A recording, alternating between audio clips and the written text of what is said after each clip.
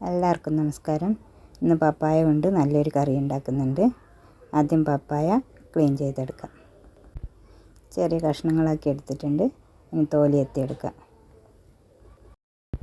നല്ല മൂത്ത പപ്പായയാണ് ഈ കറിക്ക് വേണ്ടത്.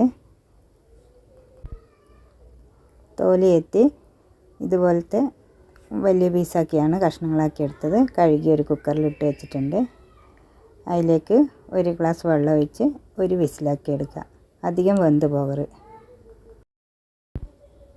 ഇതിലേക്ക് ഒരു 1/4 സ്പൂൺ മഞ്ഞൾപ്പൊടി കൂടി ചേർത്ത് കൊടുക്കുന്നുണ്ട് വേവിച്ചെടുക്കാൻ. ഇത്രയും പുളി എടുത്തിട്ടുണ്ട്. അത് നമുക്ക് കുറച്ച് നേരം വെള്ളത്തിലിട്ട് വെച്ച് പിഴിഞ്ഞെടുക്കാം.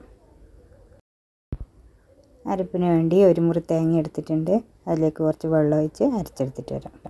പുളിവെള്ളം പിഴിഞ്ഞെടുത്തൊരു ചട്ടിയിൽ ഒഴിച്ച് അടുപ്പത്ത് വെച്ചിട്ടുണ്ട്. അത് തിളക്കുമ്പോൾ അതിലേക്ക് 1 സ്പൂൺ മുളക് പൊടി ചേർത്ത് കൊടുക്കാം. ഒരു 1/4 സ്പൂൺ മഞ്ഞൾപ്പൊടി കൂടി ചേർത്ത് കൊടുക്കാം. 1/4 സ്പൂൺ മഞ്ഞൾപ്പൊടി പപ്പായ വേവിക്കുമ്പോൾ ഇട്ടിട്ടുണ്ട്. അതുകൊണ്ട് അത് മതിയാവും.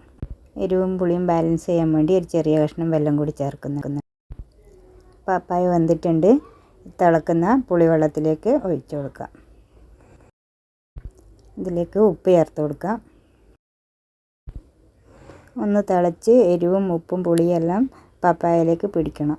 അത് കഴിഞ്ഞ് തേങ്ങ അരച്ചത് ചേർത്ത് കൊടുക്കാം. കുറച്ച് കറിവേപ്പില കൂടി ചേർത്ത് കൊടുത്തിട്ടുണ്ട്. ഇനി തേങ്ങ അരച്ചത് ചേർത്ത് കൊടുക്കാം.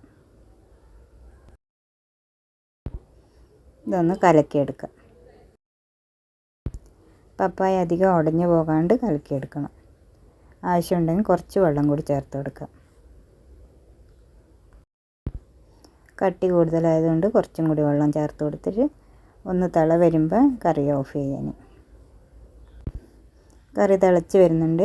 ഇനി ഗ്യാസ് ഓഫ് ചെയ്ത് കടുക് വറുത്തിടാം. വളരെ എളുപ്പത്തിൽ ഉണ്ടാക്കാൻ പറ്റുന്ന ടേസ്റ്റിയായ ഒരു നാടൻ പപ്പായ കറിയാണിത്. എല്ലാവരും ഉണ്ടാക്കി നോക്കുക. Thank you.